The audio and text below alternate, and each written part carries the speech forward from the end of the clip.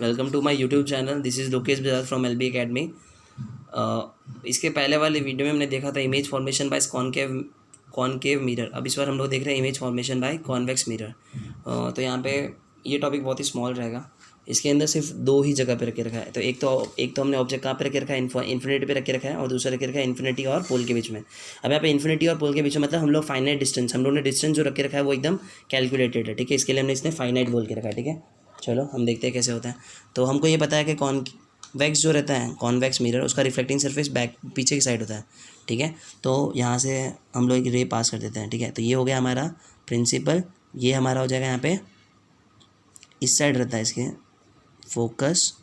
आगे इसको बढ़ाते हैं और यहाँ पे गैप सेम है तो सेंटर ऑफ कर्वेचर। ठीक है, तो इस बार ऑब्जेक्ट हम लोग यहाँ पे कहाँ से आ रहा है, इन्फिनिटी से आ रहा है। तो इन्फिनिटी का मैंने बता के रखा है, जब भी इन्फिनिटी से आएगा ऑब्जेक्ट तो क्या होगा, लाइन रे पैरेलल रहेगी। तो जब भी हमने पढ़ के रखा है, जब भी रे पैरेलल रहती है प्रिंसिपल एक्सिस की, जैसे यहाँ पे दो रेज हमने बना दी। ठीक है, दो रेज ही बनाने के साथ था। तो जब भी दो रेज बनाए और दोनों पैरेलल प्रिंसिपल एक्सिस की, तो हमेशा कहाँ से पास होगी, फोकस से। बट यहाँ पर तो रिफ्लेक्टिंग सरफेस ही है, तो ये जो होगी वो कहाँ से पास हो जाएगी, ये इस तरीके से आपस रिफ्लेक्ट हो जाएगी। क्या हो जाएगी, इस तरीके से ये रिफ्लेक्ट हो जाएगी। ठीक है, क्योंकि इसका रिफ्लेक्टिंग सरफेस, तो इस तरीके से सेम भी यहाँ से भी क्या होगा, इस तरीके से ये रिफ्लेक्ट हो जाएगी। ठीक है, बट अगर हम लोग इसको देखने जाए तो इसको हम लोग यहाँ पे बिहाइंड द मिरर बन रहा है। ठीक है, तो हम लोग क्या कर देंगे, इस तरीके से यहाँ पे बना देंगे। तो ये बिहाइंड द मिरर बन रहा है, क्योंकि एक्चुअली यहाँ पे मीट कभी नहीं करने वाली रेस, तो वो बिहाइंड द मिरर करता है, इसलिए वर्चुअल रहती है।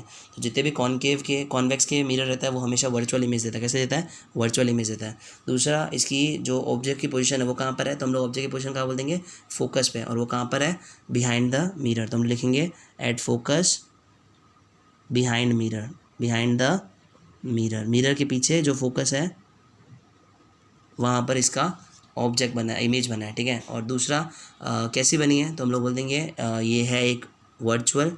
क्यों वर्चुअल, क्योंकि बिहाइंड द मिरर है। एंड सेकंड वो इरेक्ट है। क्या है, इरेक्ट, वर्चुअल एंड इरेक्ट। ठीक है, और पॉइंट साइज़ है तो हम लिख देंगे पॉइंट साइज़। क्या लिख देंगे, पॉइंट साइज़।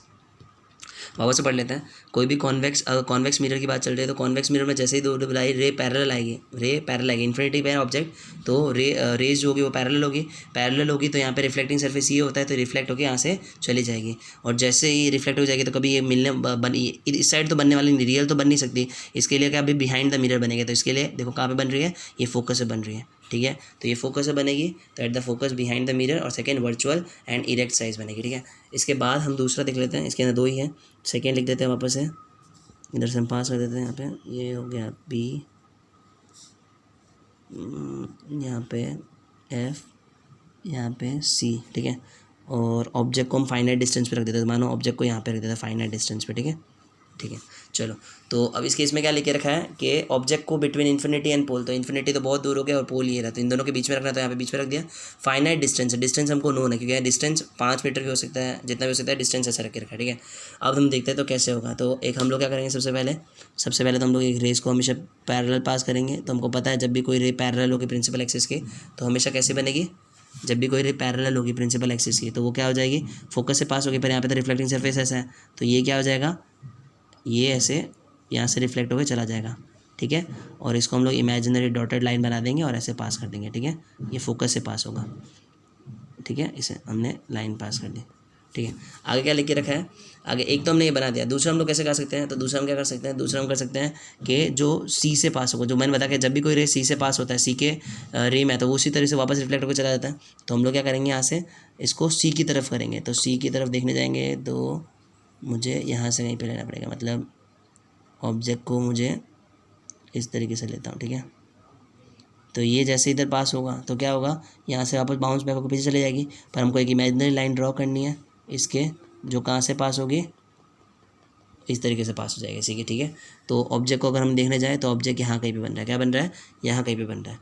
ठीक है, तो हम लोग क्या बोलेंगे इस ऑब्जेक्ट के बारे में, तो ऑब्जेक्ट के बारे में अगर हम बताना चाहेंगे तो पहले अगर पूछेंगे कि हमारा है ना पोजीशन ऑफ इमेज का है, इमेज कहाँ पे बनी है, तो हम लोग क्या बोलेंगे, तो हम बोल देंगे बिटवीन पोल, हाँ ये हो गया, पोल हो गया, और दूसरा क्या होगा, प्रिंसिपल फोकस। तो हम लोग बोल देंगे बिटवीन क्या बोल देंगे, फोकस एंड पोल। ठीक है, तो इन दोनों के बीच में बनी है। और दूसरा इसके बारे में बताएंगे तो कैसे बनेगा, ये कैसी है, इसका नेचर कैसा है, तो हम बोल देंगे कि राइट साइड में है तो इसलिए हम बोल देंगे ये वर्चुअल है, क्योंकि स्क्रीन पे ऑब्टेन नहीं हो पा रही थी, क्योंकि इसकी सारी रेज रिफ्लेक्ट हो जा रही थी, इसलिए वर्चुअल है। एंड वो इरेक्ट है, एकदम स्ट्रेट है। और ये पॉइंट साइज तो नहीं है, थोड़ा डिमिनिश है। क्या है, डिमिनिश।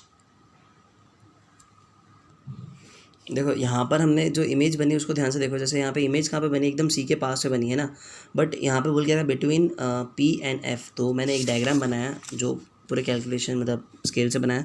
तो उसमें कैसा हुआ देखो, इसमें भी ऐसे ही हुआ था। यहाँ से अगर कोई रेज पास होती है फोकस से तो रिफ्लेक्ट वैसे चली जाती है। तो यहाँ पे देखो बनेगा तो एकदम पी और बी एफ के बीच में।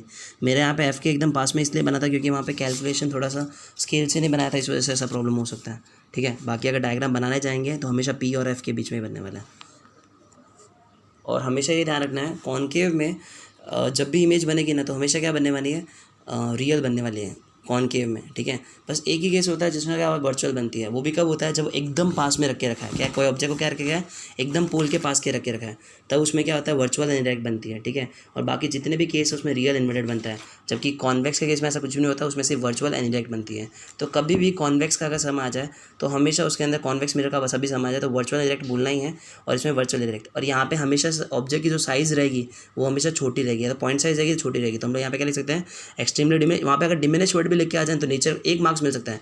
अगर बाई चांस अगर ऐसे लिख के रखा है कि कॉन्वेक्स मिरर की ऑब्जेक्ट जो इमेज बनती है उसके बारे में बताओ, उसका नेचर बताओ, तो हमको सर वर्चुअल इरेक्ट और डिमिनिश लिख देना। एक्सट्रीमली डिमिनिश लिखे होगी नहीं तो भी मार्क्स मिल जाएगा पूरा। ठीक है, जबकि इसके अंदर ऐसा नहीं हो सकता, क्योंकि यहाँ पे इसमें क्या होता है, एक है ना वर्चुअल इरेक्ट भी होता है और यहाँ पे रियल इन्वर्टेड होता है इसके लिए। ठीक है, यहाँ पे हमको देखना पड़ता है कौन सा है। बाकी अगर कॉन्वेक्स का अगर पूछे तो हमेशा वर्चुअल इरेक्ट एंड डिमिनिश लिखा होगा तो पूरा मार्क्स मिल जाएगा। Thank you friends.